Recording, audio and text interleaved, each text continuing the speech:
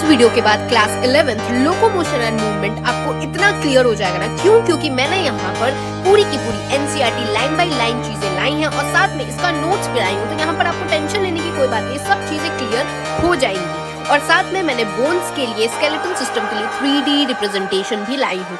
तो चलिए शुरू करते हैं। सबसे पहले लोकोमोशन एंड मूवमेंट में आप सबसे पहले जब अपना एनसीईआरटी खोलेंगे तो वहां पर लिखा है कि यहाँ पर जो मूवमेंट होती है ये सिग्निफिकेंट फीचर होती है सभी लिविंग बीइंग के लिए। यानी जो भी लोग जीवित हैं वो मूवमेंट तो करेंगे ही, जो मरे रहते हैं वो ऑब्वियसली मूवमेंट नहीं करते। तो लिविंग बीइंग के लिए एक बहुत ही सिग्निफिकेंट फीचर होता है क्या? मूवमेंट। ठीक है, यहाँ पर एनिमल्स और प्लांट्स जो हैं वो बहुत ही wide range of movement show करते हैं। ये वाली चीज मैं लाई हूं यहाँ पर, देखिए। तो मूवमेंट जैसे कि अमोइबा जो यूनिसेलुलर होते हैं ये स्ट्रीम कैसे करते हैं? अपने प्रोटोप्लाज्म से। तो अमोइबा भी मूवमेंट करता है, किससे करता है? प्रोटोप्लाज्म से करता है। बहुत सारे ऑर्गेनिज्म मूवमेंट करते हैं, सीलिया, फ्लैजिला, टेंटिकल्स वगैरह से। और ह्यूमंस जो हैं वो मूव कर सकते हैं लिम्स। लिम्स क्या हो गया? आपके हाथ पैर के जो बोन्स होते हैं वो सारी चीजें। जॉज हो गए आपके, जो ये जबड़े हो गए, आईलिड्स यानी आंखों के मसल्स वगैरह, और टंग यानी आपकी जीभ आप मूव कर सकते हैं। तो ये ह्यूमंस कर सकते हैं। बहुत सारे ऑर्गेनिज्म सीलिया, फ्लैजिला, टेंटिकल से कर सकते हैं। यूनिसेलुलर जैसे अमोइबा स्ट्रीम करते हैं, यानी कि तैरते हैं कैसे? प्रोटोप्लाज्म से। तो ये वाली चीजें क्लियर हो गई। ओके, नाउ लोकोमोशन क्या होता है? जब आप मूवमेंट करें और मूवमेंट करने पे आपकी जगह चेंज हो जाए। एक मूवमेंट क्या हो गया? आप क्या कर रहे हैं? बस अपने हाथ से लिखे जा रहे। ठीक है, ये क्या हो गया? मूवमेंट हो गया। लोकोमोशन क्या हो गया? आप चल रहे हैं तो यहां पर आप पैरों की भी मूवमेंट कर रहे हैं और आपके पैरों की मूवमेंट करने से लोकेशन की भी चेंज हो रही है। तो इसको आप लोकोमोशन कहेंगे। तो यहां पर walking, running, climbing, flying, swimming, ये सब कुछ लोकोमोशन के मूवमेंट होते हैं। लोकोमोशन के जो स्ट्रक्चर्स यानी जो मूवमेंट कराते हैं वो need not to be different from those affecting other types of movement. जैसे एग्जांपल समझिएगा तो समझ आ जाएगा। जैसे पैरामीशियम, इसमें सीलिया जो होता है, पैरामीशियम के पास क्या होता है ना, पैरामीशियम चप्पल शेप का होता है और इसके ऊपर ना ऐसे सीलियाज होते हैं। जो सीलिया होता है ये मूवमेंट ऑफ फूड कराता है साइटोफैरिंक्स तक और फिर लोकोमोशन भी करा सकता है। तो सीलिया क्या हो गया? दो फंक्शंस करा रहा है। किसमें? पैरामीशियम में। वैसे ही देखिए हाइड्रा में क्या हो रहा है? टेंटिकल्स होते हैं उसके पास। तो टेंटिकल्स ये प्रे यानी कि जो खाना है उसको कैप्चर करना रहता है, तो इस टेंटिकल्स से कैप्चर कर सकता है और साथ में लोकोमोशन भी कर सकता है। यानी कि आपको कोई डिफरेंट स्ट्रक्चर नहीं चाहिए कि बिल्कुल स्पेशली वही स्ट्रक्चर चाहिए, नहीं। या देखिए जैसे हाइड्रा में भी एक टेंटिकल्स दो काम कर रहा है, उससे फर्क नहीं पड़ता है। जैसे कि हम लोग लिम्स का यूज करते हैं ताकि बॉडी की पोजीशंस में बैठने के लिए और लोकोमोशन में भी हेल्प हो सकता है। तो यहाँ पर एक इंपॉर्टेंट चीज आपकी एनसीईआरटी मेंशन करती है कि यहाँ पर लोकोमोशन एंड मूवमेंट कैसे एक दूसरे से रिलेटेड है। ये दोनों लिंक्ड है। हम ये कह सकते हैं कि सारे लोकोमोशन मूवमेंट है लेकिन सारे मूवमेंट लोकोमोशन नहीं है। ये एक बहुत ही इंपॉर्टेंट स्टेटमेंट है। अब आपको समझ आना चाहिए क्यों? क्योंकि जितने भी आप लोकोमोशन कर रहे हैं तो ऑब्वियसली मूवमेंट कर ही रहे होंगे, लेकिन अगर आप मूवमेंट कर रहे हैं तो जरूरी नहीं है आपकी जगह वहां से चेंज हो जाएगी। इसलिए ये पॉइंट को याद रखिएगा। ये वाली चीजें मैंने आपको बता दी। अब देखिए मेथड्स ऑफ लोकोमोशन यानी आप किस तरीके से मूवमेंट करेंगे। ठीक है, ये डिफरेंट एनिमल्स के लिए वैरी करता है कि कौन से वो हैबिटेट यानी कौन सी जगह में रहते हैं और डिमांड ऑफ सिचुएशन यानी कौन से सिचुएशन की डिमांड है।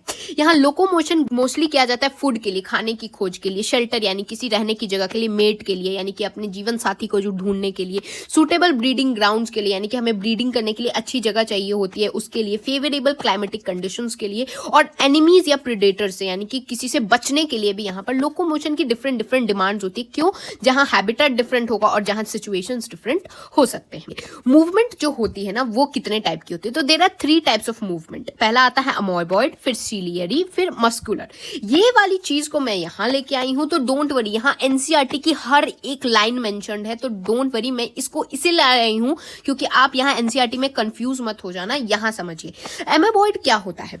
एमेबॉइड मूवमेंट जो होता है वो किससे होता है? मैक्रोफेजेस और ल्यूकोसाइड से। कहां? ब्लड में होता है। ठीक है, जैसे सूडोपोडिया जो होता है ये फॉर्म्ड होता है क्या? प्रोटोप्लाज्म से स्ट्रीमिंग के लिए। क्या होता है? अमोइबा में यानी तैरने के लिए बेसिकली यहाँ सूडोपोडिया है जिसको फॉल्स फीट भी कहते हैं। कहां होता है? प्रोटोप्लाज्म के ऊपर ऐसे लगे रहते हैं। ठीक है, अब साइटोस्केलेटन एलिमेंट्स जैसे कि माइक्रोफिलामेंट्स भी यहाँ पर अमोइबॉइड मूवमेंट में हेल्प करते हैं। तो अमोइबॉइड के लिए क्या हो गया? मैक्रोफेजेस और ल्यूकोसाइट जो ब्लड में होता है वो कराता है। और सीलियरी में क्या हो जाता है? सीलियरी जो होता है वो इंटरनल ट्यूबुलर ऑर्गन्स लिंक्ड होते हैं एक दूसरे से, किससे, सीलिएटेड एपिथेलियम से। तो जो इंटरनल ट्यूबुलर ऑर्गन्स, जो ट्यूबुलर ऑर्गन्स होते हैं ना, एक दूसरे से सीलिया, आप समझते हैं सीलिया क्या होता है, ऐसे छोटे छोटे हेयर आउटग्रोथ्स होते हैं बेसिकली, ठीक है। यहाँ पर जैसे कोऑर्डिनेटेड ये मूवमेंट करते हैं ट्रैकिया पे, जैसे ये हो गया मान लीजिए ट्रैकिया, तो ट्रैकिया पे ना ऐसे ऐसे छोटे छोटे सीलिया, ऐसे हेयर लाइक सब्सटेंस रहते हैं। ये क्या करते हैं, जैसे डस्ट आता है तो डस्ट का मूवमेंट कराते हैं, ठीक है। तो जैसे फॉरेन पार्टिकल्स को बाहर फेंकना रहता है तो ये कोऑर्डिनेटेड मूवमेंट करा के जैसे ट्रैकिया में करते हैं। और ओवा को पास करने के लिए फीमेल रिप्रोडक्टिव ऑर्गन, अगर आपको पता होगा तो फीमेल रिप्रोडक्टिव ऑर्गन में अगर आप ऐसे डायग्राम कभी देखे होंगे, जो कि मैंने पढ़ा भी रखा है, इसमें क्या होता है, यहाँ से ये वाला जो पार्ट है ना, यहाँ से एग निकलता है और इस फेलोपियन ट्यूब से पास करता है। तो जो फेलोपियन ट्यूब से फीमेल रिप्रोडक्टिव ट्रैक्ट से जो ओवा पास करता है वो भी कैसे होता है, सीलिया के हेल्प से होता है। सीलिया को एक झाड़ू समझना, झाड़ू से ये चीजों को ले जाता है। फिर मस्कुलर मूवमेंट कैसे हो गया, जैसे लिम्स हो गया, जॉज हो गया, टंग की मूवमेंट, क्या मस्कुल से मूवमेंट आप कर रहे हैं। इनके पास कॉन्ट्रैक्टाइल प्रॉपर्टी होती है। कॉन्ट्रैक्टाइल ये आगे भी अभी हमें पढ़ना है। ये ह्यूमंस और मैक्सिमम मल्टीसेलुलर ऑर्गेनिज्म में आपको मस्कुलर ही मूवमेंट देखने को मिलेगा। यहाँ पर परफेक्ट कोऑर्डिनेशन चाहिए होती है, किसकी, मसल की, स्केलेटन की और न्यूरल मसल की। तो यहाँ पर सब चीजें कोऑर्डिनेशन से चलती है, यानी मसल जो है, स्केलेटन यानी जो बोनी पार्ट है और नर्वस सिस्टम जो है उसको साथ चलना पड़ता है। तो ये वाला पार्ट आपका कंप्लीट हो गया है ना। ये सेल मेम्ब्रेन के ऊपर ना कुछ आउटग्रोथ होती है, जिसको मैं अभी सीलिया बोल रही थी ना, देखो ये क्या है, सेल मेम्ब्रेन है। सेल मेम्ब्रेन के ऊपर ऐसे झाड़ू टाइप के आपको आउटग्रोथ्स दिख रहे हैं, ये क्या होता है, सीलिया होता है। तो मैंने आपको सीलियरी मूवमेंट बताया ना, सीलियरी मूवमेंट क्या होता है, इसमें internal tubular organ ciliated epithelium से लिंक्ड होते हैं और यहाँ पर कोऑर्डिनेटेड मूवमेंट होती है। फ्लैजिला क्या होता है, एक लंबा सा पार्ट होता है। तो सीलिया फ्लैजिला में कंफ्यूजन नहीं होनी चाहिए। सीलिया बहुत सारे ऐसे छोटे छोटे हेयरी आउटग्रोथ होते हैं, फ्लैजिला क्या होगा, एक लंबा सा आउटग्रोथ आपको यहाँ दिख रहा होगा। ये कैसे होता है, जो स्विमिंग और स्पर्मेटोजोआ होता है ये भी इसी से होता है। आपने स्पर्म्स को देखा है, इस तरीके से होता है, ठीक है। आपने डायग्राम्स में भी देखा होगा, मैंने पढ़ा भी रखा है। तो इसमें देखिए इस तरीके से है, तो ये कैसे मूवमेंट करेगा, ऐसे ऐसे करके मूवमेंट करेगा, तो क्या होता है, फ्लैजिलेटर मूवमेंट ही करता है। और maintain water current in canal system of sponges, जो स्पंजेस होते हैं उनके अंदर जो होता है ये वाटर करंट कैनाल सिस्टम जो होता है यही फ्लैजिला ही मेंटेन करता है। और प्रोटोजोआ में लोकोमोशन होता है, जैसे इग्लिना होता है, उसमें कैसे होता है, तो आपने इग्लिना होता है ना, इसके ऊपर ऐसे होता है, तो ये जब मूवमेंट करता है तो ये भी मूवमेंट करता है। तो फ्लैजिलेटेड मूवमेंट्स भी आप देखते हैं। तो अभी मसल के बारे में हम जानते हैं। तो आप अपनी एनसीईआरटी में ये पैराग्राफ देखेंगे जहां गिवन है कि मसल जो है एक स्पेशलाइज्ड टिश्यू है, किससे, मीजोडर्मली ओरिजिनेटेड है। तो मीजोडर्मल ओरिजिन का ये एक स्पेशलाइज्ड टिश्यू होता है, दैट इज मसल। यहाँ 40 से 50% ऑफ ह्यूमन का जो वेट होता है वो मसल का ही वेट होता है, ठीक है। आप ही देखिए ना, आप अपने कहीं भी पार्ट को टच करिए, वहां मसल्स तो प्रेजेंट होते ही हैं। तो 40 से 50% वेट यहाँ मसल का ही कंट्रीब्यूटेड होता है। इनके पास कुछ स्पेशल प्रॉपर्टीज होती है, जैसे एक्साइटेबिलिटी की, कॉन्ट्रैक्टिबिलिटी की, एक्सटेंसिबिलिटी की, इलास्टिसिटी की, यानी कि ये तुड़ मुड़ सकता है एक तरीके से। इसका समरी देखे तो यानी कि बिल्कुल आप खींच तोड़ मोड़ कैसे भी कर सकते हैं मसल को, ठीक है ना। मसल को डिफरेंट क्राइटेरिया के हिसाब से, जैसे लोकेशन, वो कैसा दिखता है यानी अपीयरेंस, और नेचर ऑफ रेगुलेशन यानी किस तरीके से रेगुलेट कर रहा है, उस तरीके से अपने डिफरेंट क्राइटेरिया के बेसिस पे इसको क्लासिफाई कर रखा है। इसको लोकेशन के बेसिस पे 3 पार्ट में हमने क्लासिफाई किया। पहला है skeleton, then is visceral and then is cardiac. तो देखिए यहाँ क्लासिफिकेशन हम जानते हैं, स्केलेटल, विसरल और कार्डियक के बारे में पढ़ते हैं। बिल्कुल ही एनसीईआरटी लाइन बाय लाइन है, आप बिल्कुल भी कोई चीज मिस नहीं करें, आपको फोमो बिल्कुल नहीं होगा। देखिए स्केलेटल मसल में आप देखेंगे तो ये स्केलेटन, नाम ही कह रहा है स्केलेटन का कोई मसल है, तो ये स्केलेटल कंपोनेंट से ही कुछ क्लोजली एसोसिएटेड होता है बॉडी के। और ये स्ट्रिप्ड अपीयरेंस, स्ट्रिप्ड अपीयरेंस क्या होता है ना, ऐसे स्ट्रिप्ड मतलब आप समझते हैं स्ट्रिप्ड, इस तरीके से स्ट्रिप्ड, तो वो स्ट्रिप्ड अपीयरेंस दिखाता है, यानी कि इस तरीके से आपको लाइन लाइन टाइप की अपीयरेंस दिखेगी। कहां, जब आप माइक्रोस्कोप से देखते हैं, तो जहां पर आपको इस तरीके से स्ट्रिप्ड अपीयरेंस दिखे तो इसको हम लोग स्ट्रेटिएटेड मसल इसलिए कहते हैं। तो इसको क्या है, स्केलेटन मसल में पाए जाते हैं, इसलिए क्या स्ट्रिप्ड आपको अपीयरेंस दिखते हैं, ऐसे ऐसे ऐसे ऐसे आपको दिखेंगे, तो ये स्ट्रेटिएटेड मसल इनको कहा जाता है। ये वॉल्यूंटरी कंट्रोल, यानी कि आप जब चाहेंगे तभी ये मूवमेंट करेंगे।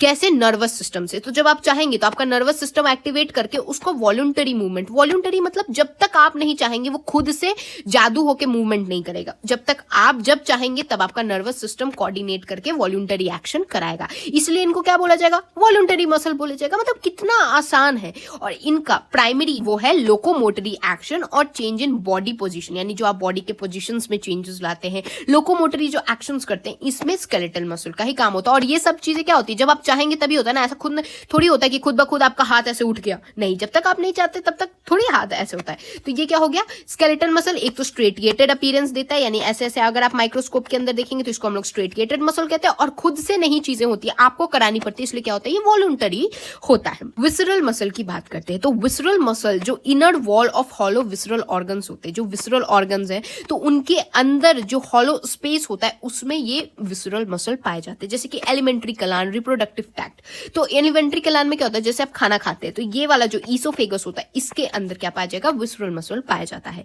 ये कोई भी स्ट्रेटिएशन नहीं दिखाते, यानी कि अगर आप माइक्रोस्कोप के अंदर देखेंगे तो ऐसे ऐसे लाइन लाइन लाइन लाइन आपको स्ट्रेटिएटेड अपीयरेंस नहीं दिखेगा, ठीक है। और ये अगर लाइन लाइन लाइन लाइन ऐसे स्ट्रेटिएटेड नहीं दिख रहा है, यानी कि क्या होता है, बिल्कुल स्मूथ है, इसलिए इनको स्मूथ अपीयरेंस दिखता है, इसलिए हम लोग इसको क्या बुलाएंगे, स्मूथ मसल बुलाएंगे और नॉन स्ट्रेटिएटेड मसल बुलाएंगे। तो विसरल मसल जो कि आप सोचिए जब खाना खाते हैं तो बिल्कुल ऐसे आराम से नीचे सड़क जाता है, यानी कि कुछ भी ऐसा टेढ़ा मेढ़ी चीजें नहीं है, बिल्कुल स्मूथ चीजें चलती हैं, और स्मूथ इसलिए इसको मसल कहेंगे। नॉन स्ट्रेटिएटेड होते हैं, आपको ऐसे कुछ ऐसा लाइन लाइन चीजें नहीं दिखती है मसल में, ठीक है। नाउ इसका जो एक्टिविटी है वो आपके कंट्रोल में नहीं होता है, यानी कि जब आप खाना खाते तो आपको ये बोलना थोड़ी पड़ता है कि अब खाना को अंदर ले जाना है, नहीं, वो खुद ब खुद अंदर चला जाता है। तो ये क्या होता है, this is not under voluntary control, ये क्या होते हैं, इनवॉलंटरी मसल होते हैं, यानी अपने आप से खुद आत्मनिर्भर है, अपना डिसीजन खुद ले सकते हैं।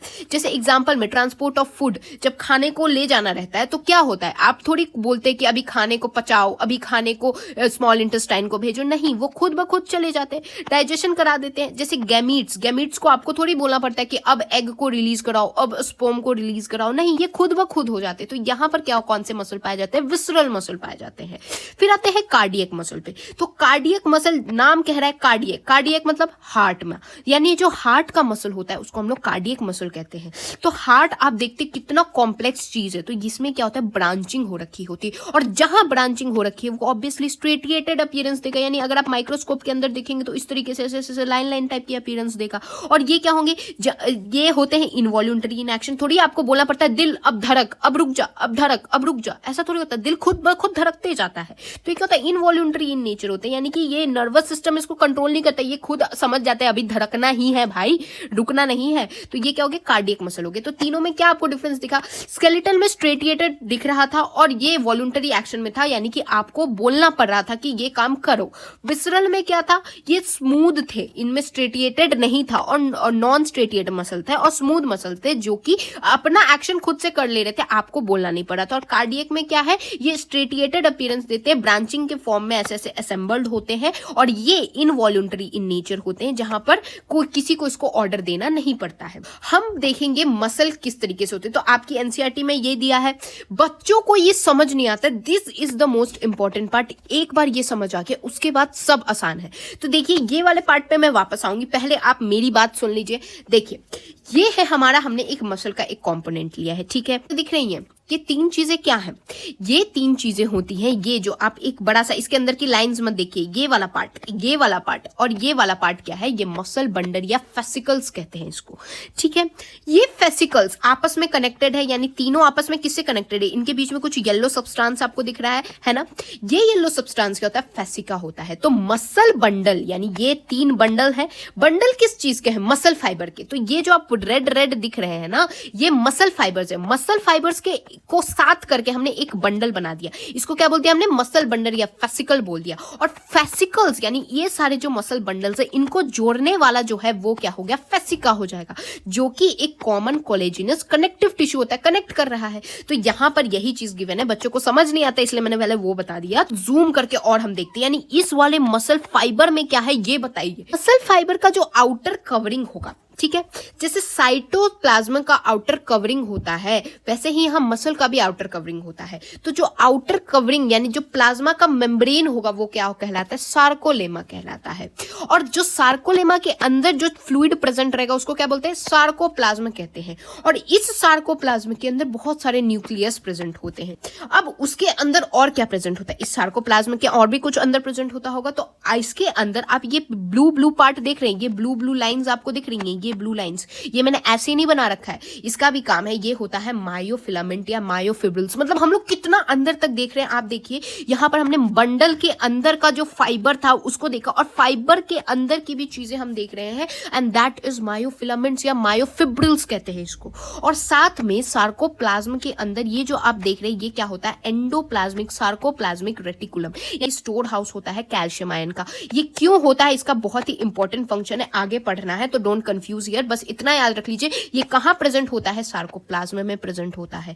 तो एक बार देखिए हमने कितना डीप ले गए। सबसे पहले हमने एक मसल लिया, मसल के अंदर क्या है, हमने एक बंडल जो था फेसिकल या मसल बंडल लिया। मसल बंडल के अंदर अगर आप अंदर देखेंगे तो ये जो रेड पार्ट है ये क्या है, मसल फाइबर्स है, और मसल फाइबर्स के भी अंदर आप अगर देखेंगे तो वो क्या प्रेजेंट है, मायोफिलामेंट्स या मायोफिब्रिल्स प्रेजेंट है। और ये मसल बंडल्स जो है, ये एक बंडल, ये दूसरा बंडल, ये तीसरा बंडल, ये चौथा बंडल, पांचवा, छठा, सातवां, इसको जोड़ने वाला ये अंदर का जो चीज फ्लूइड फील्ड है ये क्या होता है, कनेक्टिंग फेसिकल या फेसिका कहते हैं। तो अब आपको पूरी चीजें समझ आ जानी चाहिए। अब देखिए ये जो मायोफिलामेंट और मायोफिब्रिल्स है ना, इनके बारे में थोड़ा सा जानते हैं। तो ये अब हम क्या कर रहे हैं, इसमें मसल फाइबर के अंदर और झांक के देख रहे हैं, दैट इज मायोफिलामेंट्स या मायोफिब्रिल्स। तो ये जो मायोफिलामेंट्स या मायोफिब्रिल्स होते हैं ये large number of parallelly arranged filament sarcoplasm के अंदर होते हैं, यानी पैरेलली, यानी एक दूसरे के ऐसे आमने सामने पैरेलली अरेंज्ड होते हैं। इनके पास ऑल्टरनेट डार्क और लाइट बैंड प्रेजेंट होता है, इसलिए स्ट्रेटिएटेड अपीयरेंस दिखता है। डार्क और लाइट बैंड क्या हो जाता है कि ऐसे ऐसे सामने सामने सामने सामने पैरेलली अरेंज रहते हैं, इनमें से एक डार्क होगा, एक लाइट होगा, एक डार्क, एक लाइट, एक डार्क लाइट, इस तरीके से होता है। तो आप ही सोचिए जब ऐसे डार्क लाइट होगा तो क्या होगा, जेब्रा को आपने देखा है, उसका भी स्ट्रेटिएटेड अपीयरेंस है, तो इसलिए स्ट्रेटिएटेड अपीयरेंस दिखता है। जिसमें डार्क का अलग नाम होता है, जो लाइट बैंड होता है उसका अलग नाम होता है। तो डार्क वाला होता है उसको हम लोग मायोसिन कहते हैं, और लाइट वाले को एक्टिन कहते हैं। तो अब इसके बारे में पढ़ना है, तो ये बहुत आसान है। देखिए एक्टिन को इस तरीके से याद रखिए, एक्टिंग करनी है, किसी को एक्टिंग करनी है तो मूवी इंडस्ट्री में सबसे ज्यादा किसका बोलबाला चलता है। मैं यहाँ पर कोई रेसिस्ट बातें नहीं कर रही हूँ, but this is the harsh reality कि एक्टिंग के लिए हमेशा लोग गोरी हीरोइंस चाहते हैं। तो वैसे ही एक्टिंग के लिए जाना है तो ये क्या होता है, लाइट बैंड होता है, ऐसे याद रख लीजिए। और मायोसिन, हम लोग क्या है, हम तो डार्क है भाई, तो हम क्या है, मायोसिन जो होता है वो डार्क बैंड होता है। एक्टिन और मायोसिन जो होते हैं वो प्रोटीन्स होते हैं, ठीक है। नाउ एक्टिन जो होता है दिस इज आई बैंड इसको कहते हैं, और मायोसिन को ए बैंड कहते हैं, यानी एनिस्ट्रोफिक कहते हैं, और आई बैंड को एसिट्रोफिक कहते हैं। और जो एक्टिन होता है जिसको एक्टिंग करनी है उसको बिल्कुल बॉडी फिट, बिल्कुल थिन होना चाहिए। और मायोसिन क्या होता है, जैसे हम लोग भाई बैठे बैठे थिक हो जा रहे हैं, तो ये थिक फिलामेंट होता है। तो एक्टिंग करनी है तो बिल्कुल गोरे चिट्टे थिन फिलामेंट के होना चाहिए, और आई बैंड यानी खुद से चीजों को इनको आना चाहिए। और मायोसिन हम लोग जैसे माई वाले लोग वो क्या होंगे, हम काले काले डार्क लोग, थिक है हम मोटे मोटे, बैठे बैठे मोटे होते जा रहे हैं, ए बैंड एनिस्ट्रोफिक होते हैं। तो ये क्या होते हैं ना, इस तरीके से अरेंज होते हैं। देखिए इस तरीके से स्ट्रेटिएटेड अपीयरेंस देखते हैं, और ये arrange law like parallel to each other होते हैं। ये लॉन्गिट्यूडिनल एक्सिस पे मायोफिब्रिल्स के होते हैं। तो मायोफिब्रिल्स जैसे होते हैं वैसे लॉन्गिट्यूडिनल एक्सिस पे प्रेजेंट होंगे। ये वाला पार्ट मैंने आपका कंप्लीट करा दिया है, बिल्कुल ही आप ये पढ़िए, मैंने कहीं से भी कुछ नहीं छोड़ा है। मायोफिब्रिल्स डार्क है, लाइट बैंड्स होते हैं, एक्टिन क्या है, मायोसिन क्या है, लाइट बैंड कंटेन एक्टिन होता है, आई बैंड या आइसोट्रोपिक कहते हैं, ये सब चीजें। ए को क्या बोले, एनिस्ट्रोफिक कहते हैं बैंड, ठीक है। नाउ यहाँ पर देखिए है ना, बेसिकली ये मैं फिर से आऊंगी आपको बताने, डोंट वरी भाई, मैं बिल्कुल ही अच्छे से बताती हूँ, बस एक बार ये समझ लीजिए। क्यों, क्योंकि आपको देखिए मेरे को कंफ्यूज नहीं करना है कि एनसीईआरटी से हम पढ़ सकते हैं, बट यहाँ टीचर के गाइडेंस की इसलिए जरूरत पड़ती है ताकि चीजों को हम अरेंज करके बता सके। एक बार अरेंज करके सुन लीजिए, फिर तो एनसीईआरटी चुटकियों का खेल है। देखिए एक्टिन है, मायोसिन है, तो एक्टिन को बीच से काटने वाली लाइन को जेड लाइन कहते हैं, और मायोसिन को बीच से काटने वाली लाइन को एम लाइन कहते हैं। तो इसका तो ट्रिक की भी जरूरत नहीं है, एम मतलब एम, एंड यहाँ पर बचा हुआ ए को जेड कह देंगे, ठीक है। तो मायोसिन जो है उसको बीच से काटने वाली लाइन को एम लाइन कहते हैं, और एक्टिन को बीच से काटने वाली लाइन को जेड लाइन कहते हैं, ठीक है। ये बात समझ आ गई। अब देखिए यहाँ पर ये जो पार्ट है ना, ये आपको मोटा पार्ट दिख रहा है, तो मोटा कौन होता है, माई वाला पार्ट, यानी ये क्या है, मायोसिन है। और जो आपको पतले पतले दिख रहे हैं ये क्या है, एक्टिन है। तो एक्टिन को बीच से काटने वाली लाइन जेड लाइन, और मायोसिन को बीच से काटने वाली लाइन एम लाइन। ये क्या है, एक्टिन को बीच से काटने वाली लाइन जेड लाइन। फिर ये एक जेड लाइन से दूसरी जेड लाइन, यानी यहां से लेके यहां तक जो चीजें हैं उसको हम लोग सार्कोमियर कहते हैं, और यही सार्कोमियर होता है फंक्शनल यूनिट ऑफ कॉन्ट्रैक्शन। नहीं भी समझ आया तो आप खुद सोचिए, जब कॉन्ट्रैक्ट होगी चीजें तो ये इस तरफ ऐसे खिंच जाएगी, ये भी इस तरफ आ जाएगी, इस तरफ आ जाएगी, इस तरफ आ जाएगी, इस तरफ आ जाएगी। कॉन्ट्रैक्शन करना है, यानी कि बिल्कुल ऐसे चिपका चिपका कर देना है, तो ये क्या होगा, सार्कोमेयर की जगह पे ही ये रोल मेनली फंक्शन प्ले होता है। अब एच जोन क्या होता है, तो आपकी एनसीईआरटी में भी मैं एक बार दिखा दे रही हूँ। एच जोन वो जोन होता है जहां पर चीजें ओवरलैप ना कर रही हो। देखिए एक तो ये ओवरलैप कर रही है, यानी एक के ऊपर एक आ रही है, लेकिन आप इस रीजन में देखिए एक के ऊपर एक नहीं आ रहा है, ये मायोसिन है तो इसके ऊपर फिर नहीं है एक्टिन, है ना। तो ये क्या हो गया, ये वाले रीजन को हम लोग एच जोन कहते हैं, जहां पर कोई ओवरलैपिंग नहीं हो रही होती। कब, रेस्ट के दौरान। तो रेस्ट के दौरान कुछ नहीं होगा, लेकिन कॉन्ट्रैक्शन के दौरान क्या होगा, ये एक्टिन इस तरफ आ जाएगा, इस तरफ हो जाएगा, ताकि कॉन्ट्रैक्शन हो जाएगी, ठीक है। और यही अपीयरेंस यहाँ पर दिखता है। तो आपको ये चीजें जो है वो माइक्रोस्कोप के अंदर दिखती है, इसको यहाँ सिंप्लीफाइड वे में दिया हुआ है, ठीक है। अब देखिए स्ट्रक्चर ऑफ कॉन्ट्रैक्टाइल प्रोटीन्स किस तरीके से होता है, ये वाला एनसीईआरटी पैराग्राफ मैं कंप्लीट कराने वाली हूँ, ठीक है। तो सबसे पहले एक्टिन का स्ट्रक्चर देखेंगे, फिर मायोसिन का देखेंगे। तो एक्टिन थोड़ा सा आपको समझना पड़ेगा और मायोसिन तो सबसे आसान है, एक्टिन में भी कुछ नहीं है। देखिए तो उसके लिए सबसे पहले जानिए एक्टिन और मायोसिन बना किससे होता है। तो एक्टिन जो होता है वो पॉलीमर होता है ग्लोबुलर एक्टिन का, और मायोसिन किससे बना होता है, मेरोमायोसिन के पॉलीमर से। यानी ऐसे ऐसे मेरोमायोसिन मेरोमायोसिन मेरोमायोसिन मेरोमायोसिन ऐसे ऐसे जुड़ते हैं, तब जाके इस टोटल को हम लोग मायोसिन कहते हैं। और एक्टिन क्या होता है, globular actin globular actin globular actin globular actin globular actin globular actin, इस तरीके से जुड़ता है। तो इस पार्ट को हम लोग पूरे को एक्टिन कहते हैं, ठीक है। इतना समझ आ गया। अब देखिए एक्टिन किससे बनता है, ग्लोबुलर एक्टिन से। तो ये जो आप देख रहे हैं, ये जो कंचों की तरह से बिल्कुल ये मोतियों की माला बन रखी है, वो क्या है, ग्लोबुलर एक्टिन से बन रखी है। तो ये क्या है, दो फिलामेंटस एक्टिन जो कि मोनोमर है ग्लोबुलर एक्टिन के, इसको एफ एक्टिन कहा जाता है। दो है, एक तो ये वाला आपको दिख रहा होगा और एक ये इसके ऊपर से जा रहा है। तो ये क्या बना रहा है, एक हेलिकल बॉन्डेड स्ट्रक्चर। हेलिकल आपने डीएनए का देखा है, इस तरीके से हेलिकल होता है ना, तो इसी को हेलिकल कहते हैं। तो देखिए दो फिलामेंटस एक्टिन, ये देखिए ये एक एक्टिन आपको दिख रहा है, इस तरीके से ये गोला गोला बना के जा रहा है, और एक ये वाला एक्टिन आपको, तो ये क्या डीएनए वाला हेलिकल स्ट्रक्चर दिख रहा है, तो ये हेलिकल स्ट्रक्चर होता है। और यहाँ पर इसी के साथ साथ भी एक चीज रन कर रही होती है, और वो कौन सी चीज होती है, वो होती है ट्रोपोमायोसिन। ट्रोपोमायोसिन के ऊपर रेगुलर इंटरवल पे, यानी कि इधर उधर नहीं, एक इंटरवल फिर एक इंटरवल फिर एक इंटरवल पे क्या लगा रहता है, ट्रोपोनिन लगा रहता है। तो ये हो गया एक्टिन का स्ट्रक्चर। मायोसिन का मैंने क्या बताया था, मायोसिन किससे बना होता है, मेरोमायोसिन के पॉलीमर से बना होता है। तो ये देखिए पॉलीमर ऑफ मेरोमायोसिन से बना हुआ है। यहाँ पर क्या होता है, ये आपने देखा ऐसे दो सांप आपस में लिपटे हुए हैं, उस टाइप का स्ट्रक्चर है, जहां पर ऊपर क्या होगा, हेड होगा, नीचे वाला क्या होगा, टेल होगा, और बीच में क्या होगा, क्रॉस आर्म, जहां पर क्रॉसिंग हो रही हो चीजें की। तो जो सबसे ऊपर वाला होता है उसको ग्लोबुलर हेड कहते हैं, और जो यहाँ पर क्रॉसिंग हो रही है उसको हम लोग क्रॉस आर्म कहते हैं, और नीचे का टेल होता है। तो जो हेड हो रहा है उसको देखिए भारी भरकम है, तो ये क्या होता है, हेड और क्रॉसिंग आर्म दोनों ये हैवी मेरोमायोसिन होते हैं, और जो टेल होता है बिल्कुल हल्का सा आपको दिख रहा है, तो ये क्या होता है, लाइट मेरोमायोसिन होते हैं। तो हेड वाला पार्ट जो होता है वो हैवी होता है, नीचे वाला लाइट होता है। तो इसके जो हेड पे एक दो चीज होती है, ठीक है, एक तो होती है एक्टिन बाइंडिंग साइट और एक होता है एटीपी बाइंडिंग साइट, ठीक है। अब इसका काम समझ आएगा। तो एक बार आपने एक्टिन और मायोसिन का आपने स्ट्रक्चर देख लिया है। अब देखिए अब मैकेनिज्म कैसे होता है। अब मैंने सारे स्ट्रक्चर्स बता दिए, अब बस मैकेनिज्म देखना, और यही लास्ट पार्ट है। आप अगर मोटा मोटी समझेंगे तो यहाँ मसल्स के बारे में जानने का, तो यहाँ मैकेनिज्म कैसे होता है मसल कंट्रैक्शन का। तो यहाँ पर स्लाइडिंग फिलामेंट थ्योरी होती है, यानी स्लाइड करेंगी चीजें। कहाँ स्लाइड करेंगी, यहाँ thin filament that is actin और thick filament that is myosin एक दूसरे पे स्लाइड करते हैं तब कॉन्ट्रैक्शन होता है, और ये मैकेनिज्म चलती है। ये कैसे हो रही है, ये वाले पार्ट को बहुत डिफिकल्ट हो जाएगा अगर मैं ऐसे एनसीईआरटी से समझाऊंगी, इसलिए मेरे प्यारे प्यारे नोट्स है आपके लिए। देखिए सीएनएस यानी सेंट्रल नर्वस सिस्टम अपने मोटर न्यूरॉन से भेजते हैं सिग्नल्स। क्या होता है, मोटर न्यूरॉन और मसल फाइबर को साथ में हम लोग को मोटर यूनिट कहते हैं। मोटर न्यूरॉन और सार्कोलेमा का जो जंक्शन होता है उसको क्या बोलते हैं, सार्कोमस्कुलर जंक्शन या मोटर एंड प्लेट बोलते हैं। ये क्या है, यही वाली चीज को मैंने बता रखा है, मोटर यूनिट है ना, और यहाँ जंक्शन बिटवीन न्यूरॉन और मोटर न्यूरॉन और सार्कोलेमा को क्या बोलते हैं हम लोग, न्यूरोमस्कुलर जंक्शन बोलते हैं, और या फिर मोटर एंड प्लेट बोलते हैं। अब जो न्यूरल सिग्नल है वो न्यूरोमस्कुलर जंक्शन तक पहुंचता है और रिलीज करता है न्यूरोट्रांसमीटर को, और कौन सी चीज ट्रांसमिट करती है, वो होती है एसिटाइल क्लोरीन, ठीक है। ये आती है, इसको ट्रांसमिट करता है। ये क्या करता है, एक्शन पोटेंशियल को जनरेट करता है। कहाँ, सार्कोलेमा में। सार्कोलेमा कहाँ था, मैं एक बार दिखा देती हूँ। बंडल्स थे, बंडल्स के अंदर क्या थे, फाइबर्स प्रेजेंट थे। फाइबर्स को जब मैंने जूम करके दिखाया था तो फाइबर्स के जो बाहर में, यानी कि ये वाला जो बाउंड्री है, इसको क्या मैंने सार्कोलेमा बताया था, प्लाज्मा मेम्ब्रेन था। यहां पहुंचा है अभी हमारा इंफॉर्मेशन, यानी नर्वस ने यहां पर आपको न्यूरोट्रांसमीटर से भेजा है। अब यहां पहुंचा तो ये क्या होता है, स्प्रेड कर जाता है मसल फाइबर्स के अंदर और रिलीज करता है कैल्शियम आयन सार्कोप्लाज्मा के अंदर। और जैसे ही कैल्शियम की लेवल इंक्रीज होती है तो ये बाइंड करता है कैल्शियम ट्रोपोनिन से और ऑन एक्टिन के फिलामेंट पे, और इसीलिए यहाँ रिमूव हो जाती है masking of active site of myosin. फिर यूटिलाइज करता है एनर्जी एटीपी के हाइड्रोलाइसिस करके, और फिर जो मायोसिन का हेड होता है वो बाइंड कर जाता है एक्सपोज एक्टिन के साइड पे, और यहाँ पर क्रॉस ब्रिज की फॉर्मेशन होती है। देखिए मेरे को पता है नहीं समझ आया होगा क्योंकि मैंने भी समझाया ही क्या है, ये तो बस मैंने थ्योरी पढ़ दी है। ये अब डायग्राम से समझिए कैसे होता है।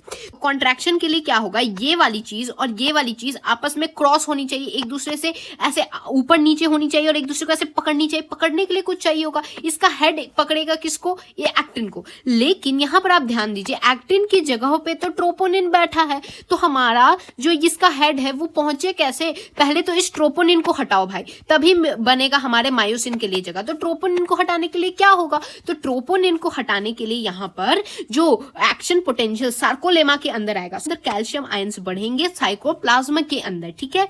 तो जैसे ही कैल्शियम के लेवल्स बढ़ेंगे तो यहाँ पर जो कैल्शियम है और ट्रोपोनिन है दोनों क्या कर जाएंगे, बाइंड कर जाएंगे। तो यहाँ पर जो ट्रोपोनिन था ये क्या करेगा, कैल्शियम से बाइंड कर जाएगा, और इसका जैसे ही ध्यान भटका तो इसके ध्यान को भटकते ही इस पॉइंट पे हो गई चीजें खाली, ये ट्रोपोनिन चला गया किसके साथ, कैल्शियम के साथ।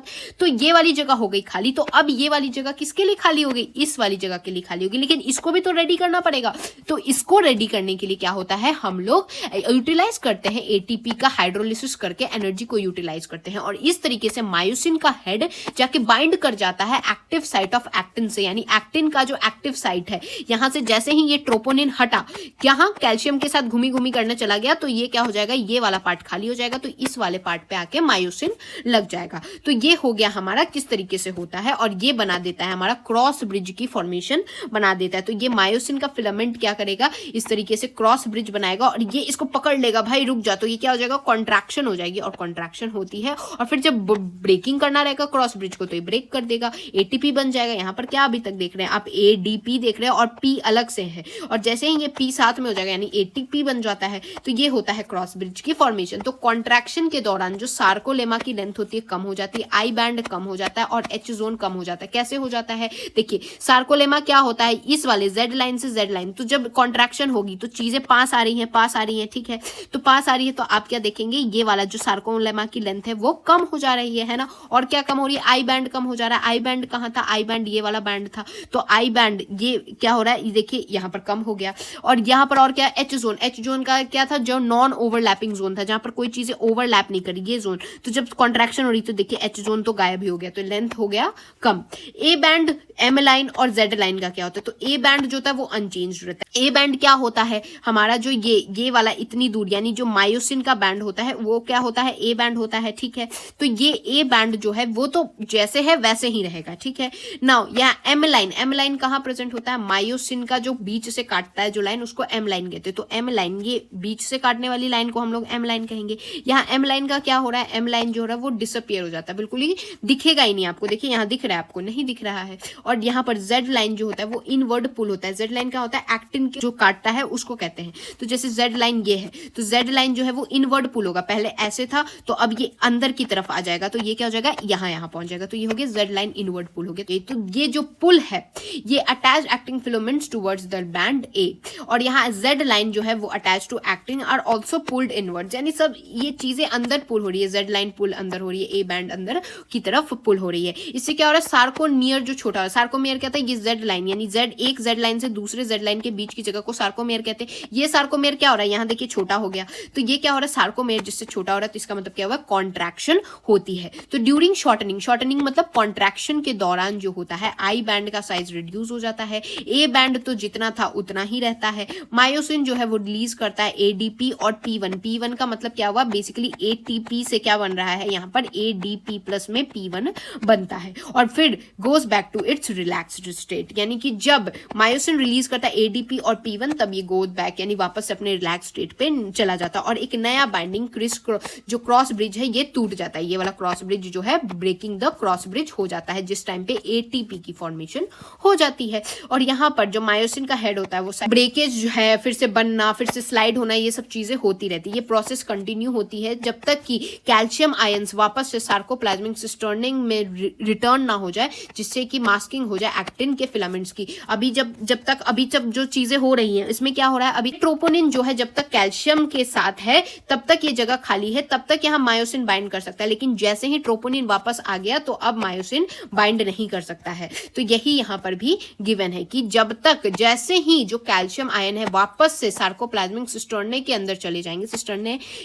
जाएंगे तो जिससे मास्किंग ऑफ होगी इस एक्टिन के फिलामेंट्स पे, जिससे कि जेड लाइन वापस से अपने ओरिजिनल पोजीशन पे आ जाएगा, जो कि रिलैक्सेशन होता है। ये वाले पार्ट को मैं यहाँ से बताना चाहती हूँ। तो जो रिलैक्सेशन का टाइम होता है फाइबर्स, वो डिफरेंट मसल के लिए डिफरेंट होता है।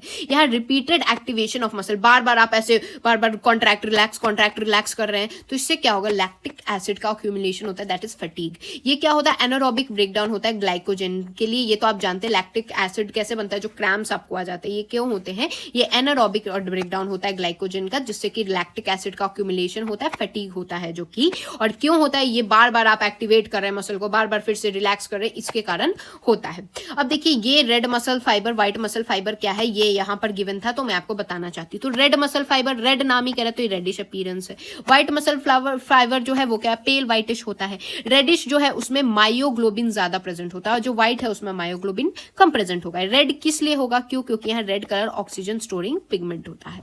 अब इसमें जो रेड कलर का है वो बहुत सुंदर है, तो इसके पास ज्यादा माइटोकॉन्ड्रिया होंगे। ये व्हाइट जो है उसके पास पेल व्हाइटिश है, तो इसके पास बहुत ही कम माइटोकॉन्ड्रिया होते हैं।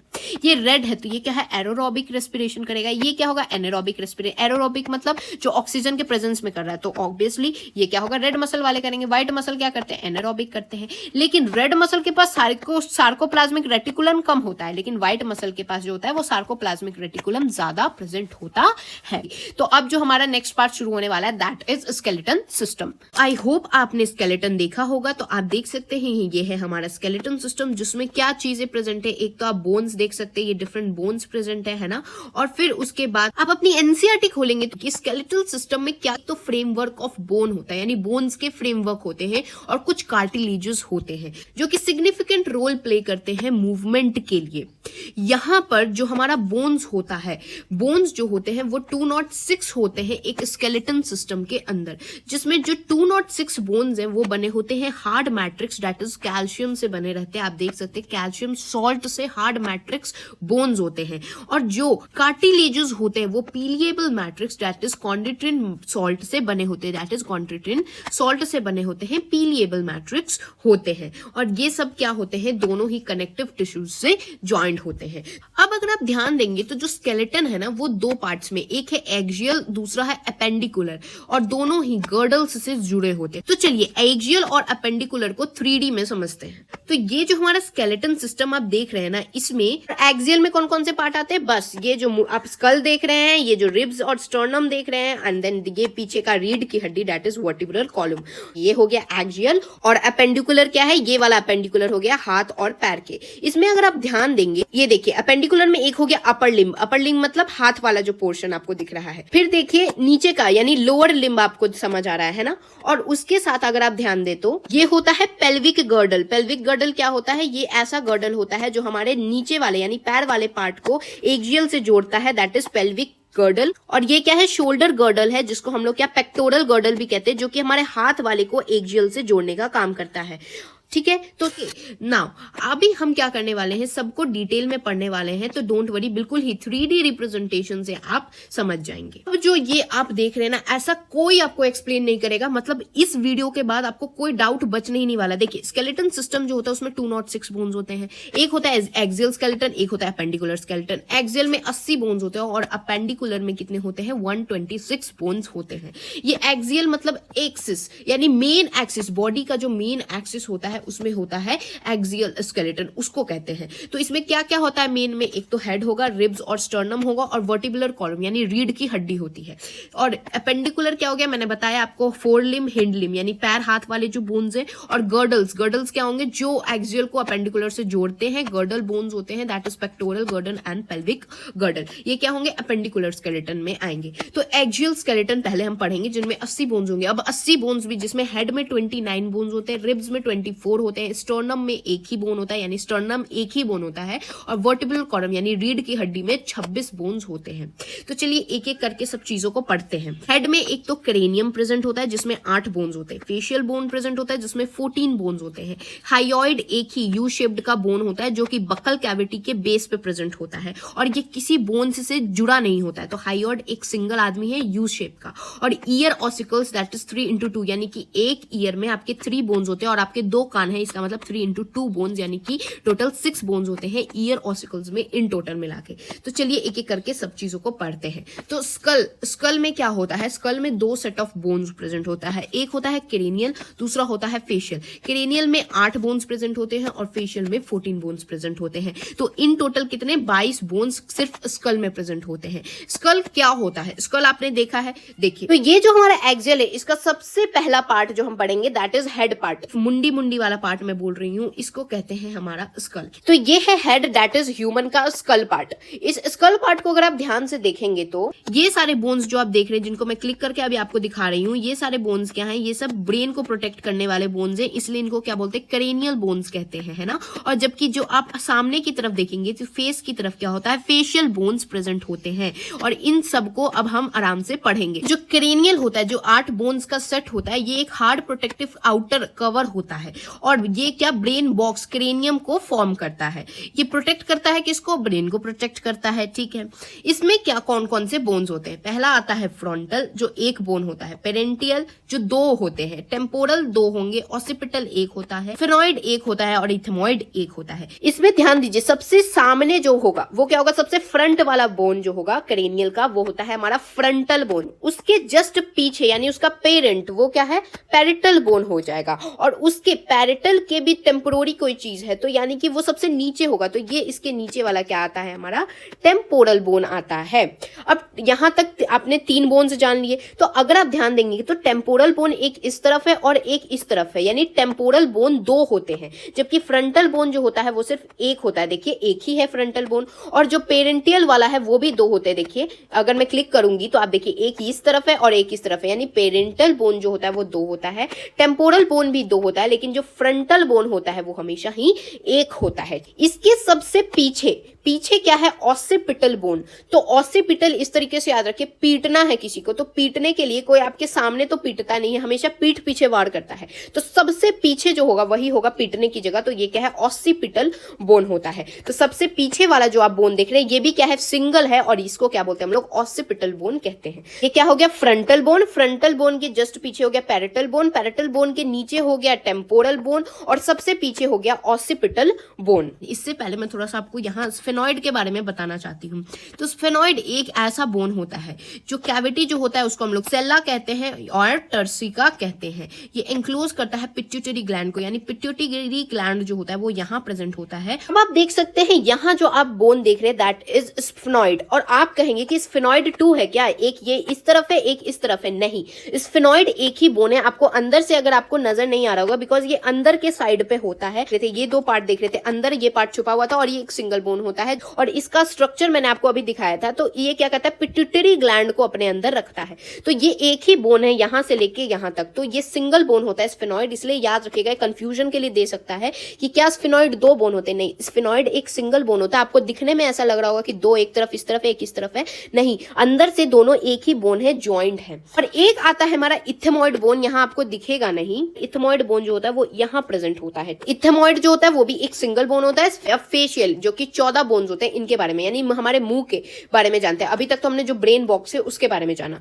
तो देखिए ये आपकी एनसीईआरटी में भी डायग्राम गिवन, अगर आपको देखना है तो आप देख सकते हैं। और यहाँ पर अब हम फेशियल बोन्स की बात करने वाले हैं। फेशियल बोन्स जानेंगे क्या कौन कौन से होते हैं। अभी पहले मैं यहाँ पर आपको डायग्राम से समझाती हूँ, फिर 3D भी मैं आपको दिखाने वाली हूँ। देखिए ये है हमारा स्कल पार्ट। स्कल पार्ट का हमने ऊपर वाले क्रेनियल वाले सारे बोन्स पढ़ लिए। अब बस फेस वाले बोन्स बच गए हैं। तो अगर आप ध्यान देंगे तो ये क्या है? ये नाक का पार्ट है ना। तो नाक का नेसल बोन जो होते हैं वो 2 होते हैं, नेजल बोन्स 2 होते हैं। फिर अगर आप ध्यान देंगे तो अपर जॉ यानी ऊपर वाला जो आपको पिंक शेडेड रीजन दिख रहा है, ये क्या होता है, मैक्सिला होता है, जो 2 होता है। बेसिकली यहाँ बीच से डिवाइजन होता है, तो एक इस तरफ एक इस तरफ होता है, तो मैक्सिला 2 होता है। फिर आप देखिए जो आप स्माइल करते हैं तो आपके जो स्माइल होता है ना वो किससे होता है, जाइगोमैटिक बोन से होता है। तो जाइगोमैटिक बोन भी कितने हैं, 2 पेयर में हैं।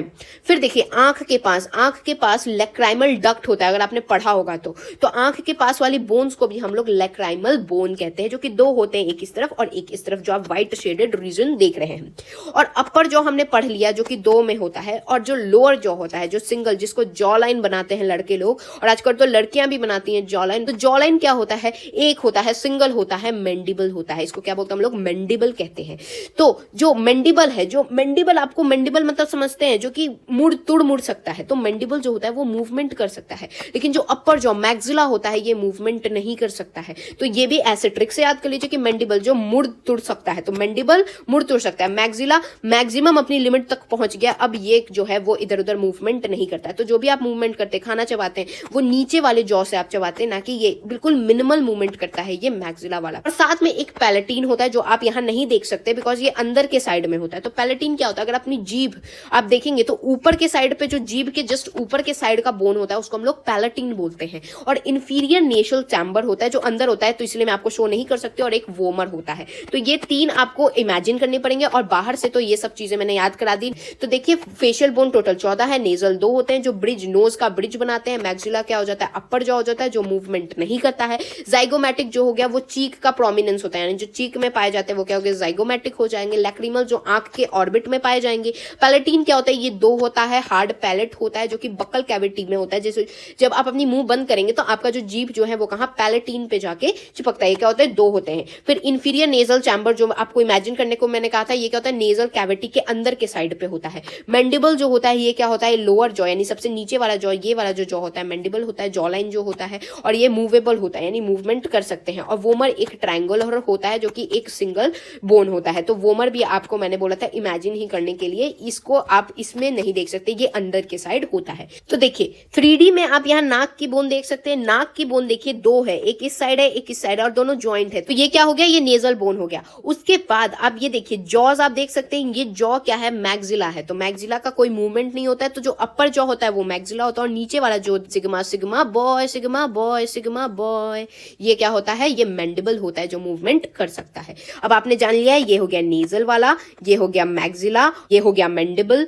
और तो आंख के पास आप बोन देख रहे हैं ना, ये बोन जो होता है ना, ये बेसिकली होता है हमारा लैक्रिमल बोन होता है, जो 2 पेयर्स यानी एक इस आंख के लिए होते हैं, एक इस आंख के लिए होते हैं। अब जो चीक के प्रोमिनेंस पे पाए जाते हैं वो क्या होते हैं, स्माइल करने वाले जाइगोमैटिक बोन्स का एक बार एनसीईआरटी का डायग्राम देख लेते हैं। तो लैक्राइमल क्या हो गया, आंख के पास हो गया, नेजल क्या हो गया, नाक वाला हो गया, जाइगोमैटिक क्या हो गया, चीक के प्रोमिनेंस पे जो आप स्माइल करते हैं, मैक्सिला क्या हो गया, अपर जॉ हो गया, मैंडिबल क्या हो गया, नीचे सिग्मा सिग्मा बॉय वाला हो गया, और यहाँ हाइयोइड बोन होता है, यू शेप के बकल कैविटी के बेस पे होता है जो किसी बोन से ज्वाइंट नहीं होता है। अब देखिए फेस वाले पार्ट में आपको कान भी दिखता है, तो कान में बेसिकली 3 बोन्स होते हैं, किधर मिडिल ईयर में, यानी ईयर के जब आप मिडिल साइड पे जाएंगे तो वहां 3 बोन्स आपको प्रेजेंट मिलेंगे।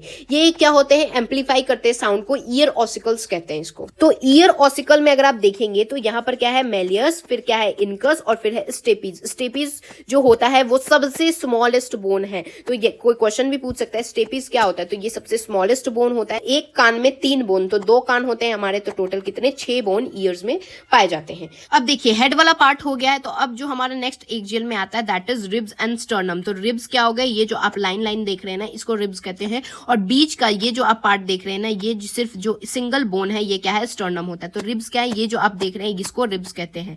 और इसमें ये वाला जो पार्ट होता है that is called collar bone, जो कि आगे हम पढ़ेंगे। ये क्या होता है, इसको आजकल लड़कियां ब्यूटी बोन कहते हैं, और इसके पीछे पागल हो रखी रहती है, खाना पीना छोड़ देती हैं, कुपोषित बन जाती हैं। इस ब्यूटी बोन आजकल के जेंजी फैशन में, तो दिस इज ब्यूटी बोन जिसको हम लोग कॉलर बोन कहते हैं या क्लैविकल कहते हैं, ठीक है। ये दूसरा पार्ट होता है, हम लोग सिर्फ अभी रिब्स और स्टर्नम पढ़ने वाले हैं। रिब्स जो है वो 12 पेयर्स में पाए जाते हैं, यानी 12 इस साइड और 12 इस साइड, तो ये क्या हो जाएंगे, टोटल 24 होता है, और ये फ्लैट होते हैं। और स्टर्नम एक होता है। स्टर्नम क्या होता है, ये वाला जो आप पार्ट देख रहे हैं ना, ये पार्ट जिससे रिब्स आके अटैच हो रही है, इस पार्ट को हम लोग स्टर्नम कहते हैं। जो ग्रीन शेडेड पार्ट आपको दिख रहा है, ये स्टर्नम क्या होता है, एक फ्लैट वेंट्रल साइड यानी आगे की साइड पे होता है, और मिड यानी कि सबसे बीच में यानी मिड लाइन होता है ये स्टर्नम का पार्ट। ये जो आप देख रहे हैं दैट इज क्या, ये बेसिकली आपको आगे भी पढ़ना है, लेकिन मैं यहाँ बता बता दे रही हूँ, ये क्या होता है, क्लैविकल या कॉलर बोन होता है, जिसके पीछे लड़कियां पागल हो रखी रहती हैं। ये कहती है भाई खाना पीना छोड़ देती हैं कि भाई मुझे तो कॉलर बोन चाहिए, लेकिन हमारी लैंग्वेज में इसे कुपोषित इंसान कहते हैं। नाउ देखिए, रिब्स किससे अटैच्ड होते हैं? वेंट्रली अगर आप देखेंगे तो स्टर्नम यानी आगे की साइड स्टर्नम से, और पीछे यानी डॉर्सली पीछे क्या होते हैं, वर्टिब्रे से अटैच्ड होते हैं। 3D में देख लेते हैं। ये जो आप पार्ट देख रहे हैं ये क्या होता है, वर्टिब्रल कॉलम यानी जो हमारी रीढ़ की हड्डी होती है।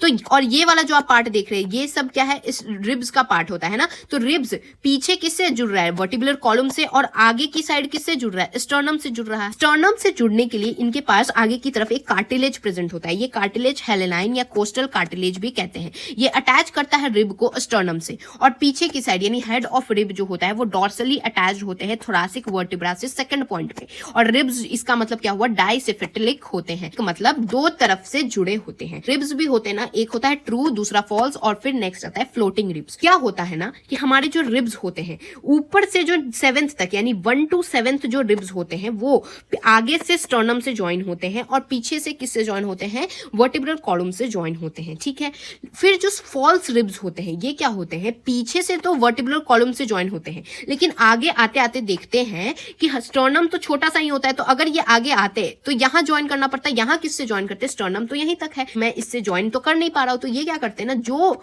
ट्रू रिब्स होते हैं ना इससे जाके ज्वाइन कर जाते हैं, और फिर ट्रू रिब्स जाके स्टर्नम से ज्वाइन कर जा रहा है। तो फॉल्स रिब जाके किससे ज्वाइन होता है, ट्रू रिब से, ना कि स्टर्नम से।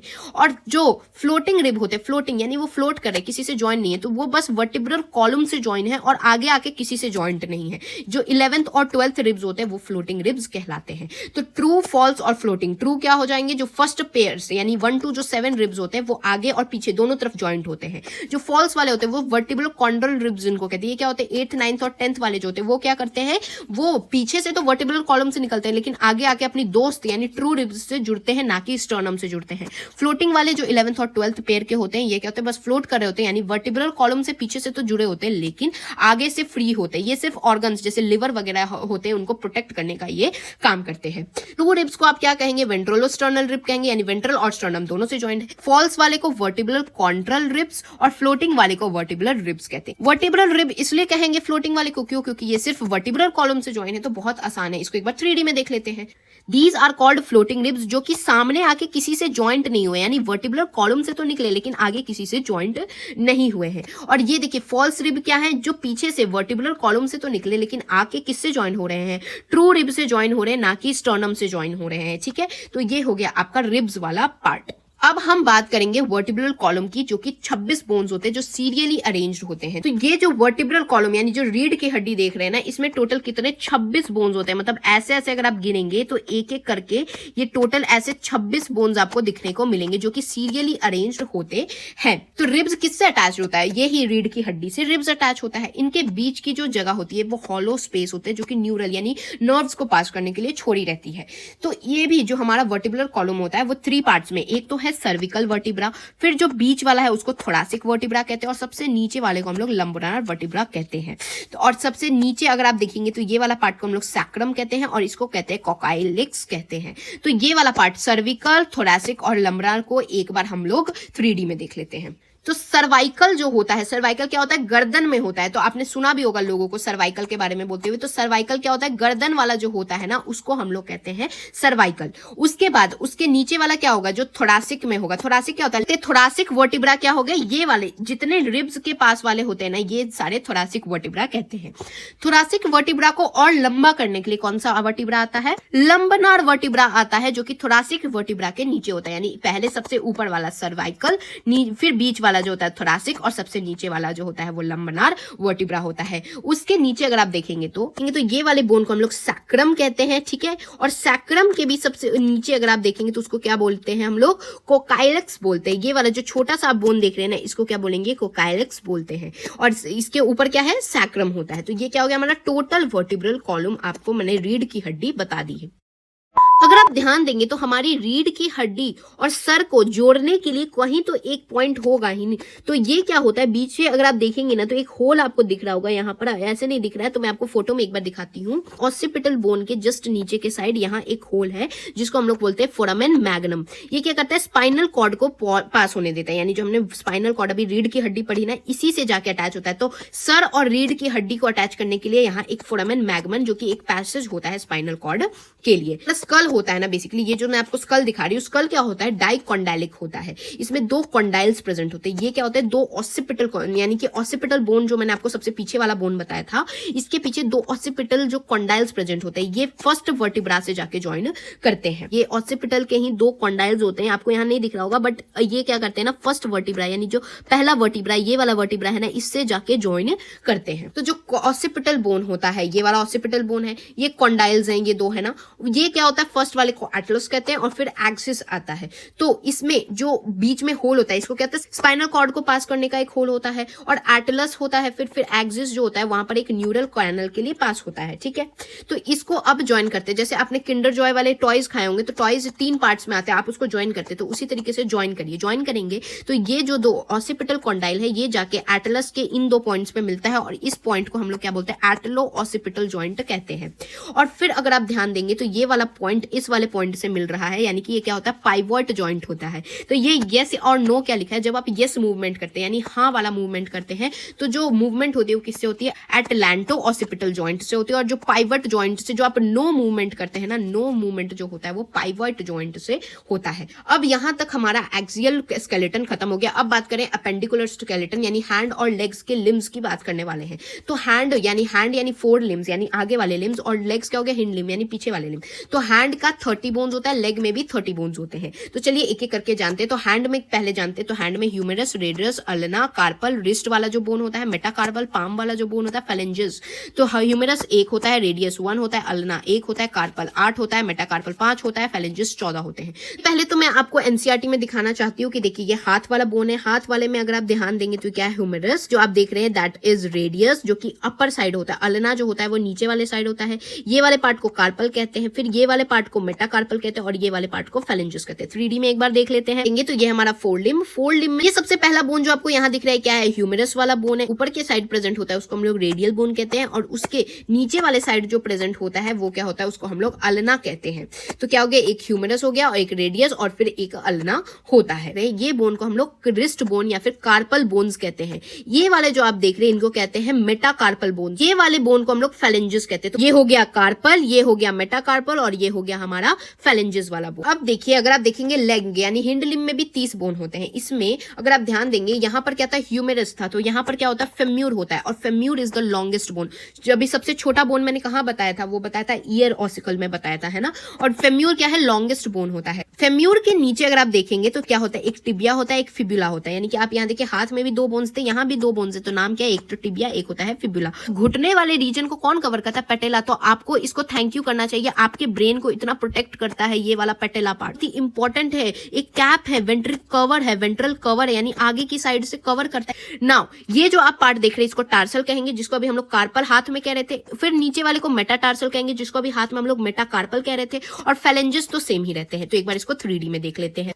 तो पैर का देखिए, पैर में ये क्या है, फेम्यूर। फेम्यूर के नीचे 2 बोन्स पाए जाएंगे, एक टिबिया, दूसरा होगा फिब्यूला। तो टिबिया फिब्यूला, और इसके नीचे क्या पाया जाएगा, ये वाला बोन है दैट इज टार्सल्स बोन, जो कि हाथ में कार्पल्स होते हैं और पैरों में टार्सल होता है। टार्सल के नीचे सबसे, उसके टार्सल के बाद क्या आता है, दैट इज मेटाटार्सल, और फिर नीचे सबसे नीचे फेलेंजेस। फेलेंजेस तो हाथ में भी वाले को भी कहते हैं और पैर वाले को भी फेलेंजेस ही कहते हैं। तो ये क्या हो गया, ये हो गया मेटाटार्सल, और ये हो गया हमारा टार्सल, और ये हो गया हमारा फेलेंजेस। ये दोनों बोन्स क्या हो जाएंगे, एक हो जाएगा फिब्यूला, एक हो जाएगा टिबिया, और ये वाला जो पार्ट देख रहे हैं जो आपके ब्रेन को प्रोटेक्ट कर रहा है दैट इज पैटेला। जोक्स अपार्ट, ये किसको, ये एक कवर होता है। तो ये आपकी एनसीईआरटी भी मैंने बता दी। अब गर्डल बोन्स की बात करते हैं। तो गर्डल बोन जो आर्टिकुलेट ज्वाइंट करते हैं अपर और लोअर लिम्ब को विथ एक्सियल स्केलेटन, यानी कि ये जो आप एक्सियल स्केलेटन देख रहे थे, इन एक्सियल स्केलेटन को लेग्स और हाथ से जोड़ने के लिए कोई चीज होनी चाहिए, तो वो होते हैं हमारी गर्डल बोन्स। तो गर्डल बोन्स पहले हाथ वाला जानते हैं कि हाथ वाले को क्या बोलते हैं, और फिर हम लोग जो पेल्विक वाला होता है ना, उसको बोलते हैं पेल्विक गर्दन, जो पैर को जोड़ता है। तो चलिए एक एक करके जानते हैं। एक होता है पेक्टोरल, जो हाथ वाले को जोड़ता है एक्सिस से, और पेल्विक जो पैर वाले को जोड़ता है।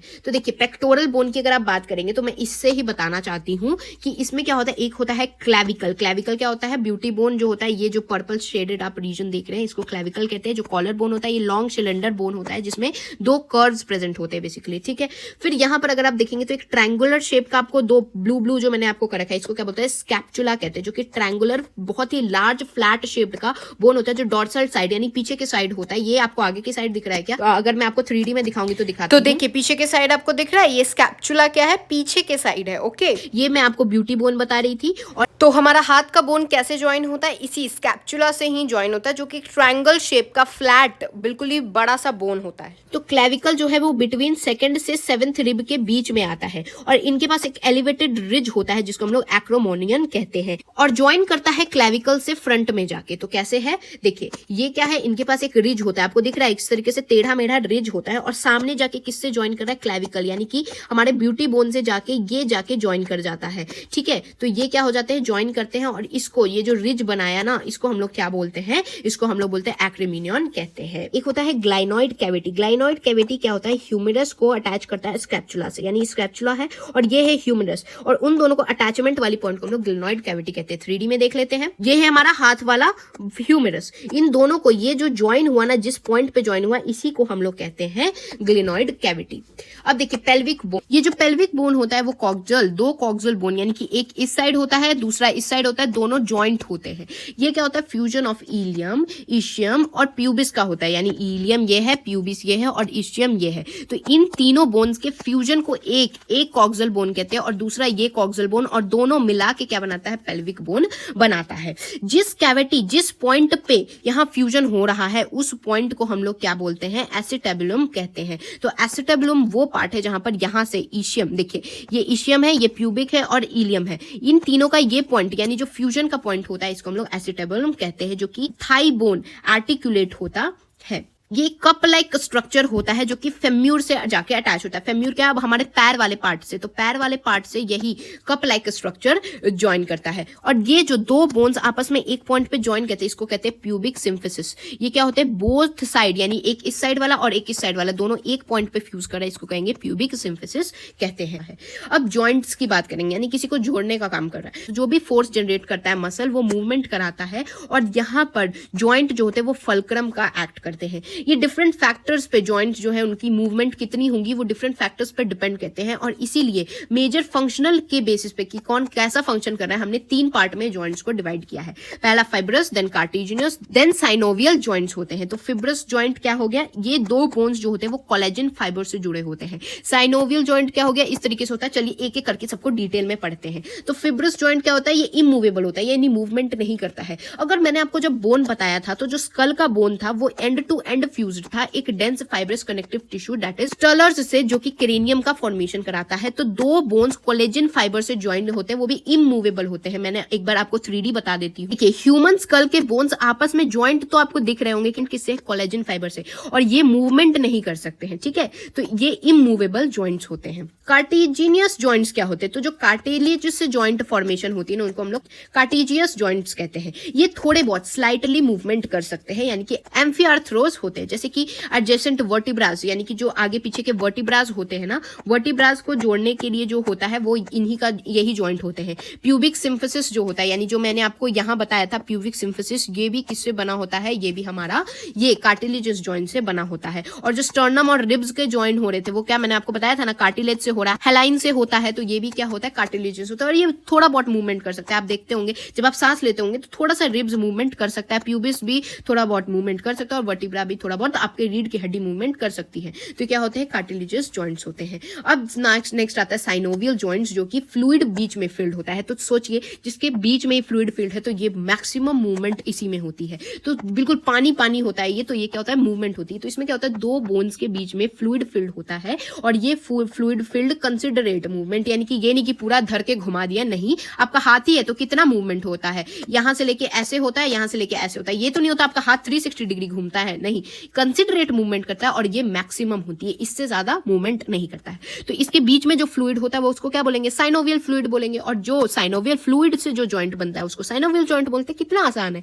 ये साइनोवियल फ्लूइड किससे सेक्रीट होता है, तो साइनोवियल मेम्ब्रेन से सेक्रीट होता है। ये क्या है, हेलाइन होता है, ठीक है। हेलाइन यहाँ पर एक लेयर होती है और उसके अंदर साइनोवियल फ्लूइड भरा होता है।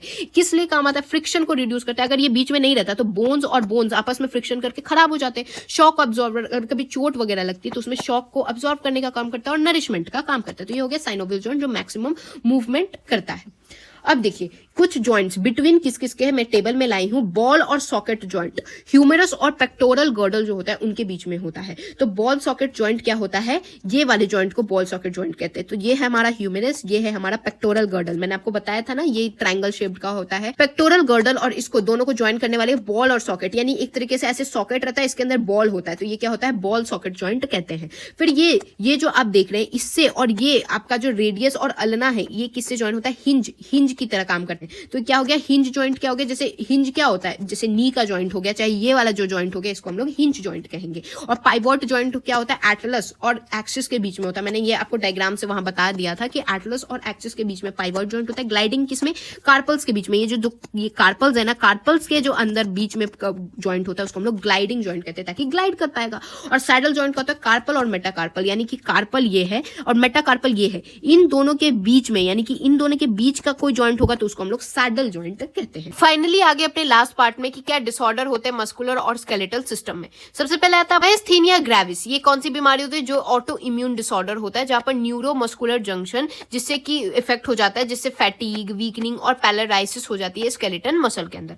फिर एक डिजीज आती है दैट इज मस्कुलर डायस्ट्रोफी। ये क्या होता है, प्रोग्रेसिव डिजेनरेशन होती है स्केलेटन मसल के। मोस्टली ये जेनेटिक डिसऑर्डर होते हैं, यानी कि जीन्स से आती है। टेटनी क्या होता है, ये रैपिड स्पैम्स या वाइल्ड कॉन्ट्रैक्शन होने लगती है मसल से। क्यों, क्योंकि लो कैल्शियम के कारण होती है, किसमें, बॉडी फ्लूइड्स के अंदर, ठीक है।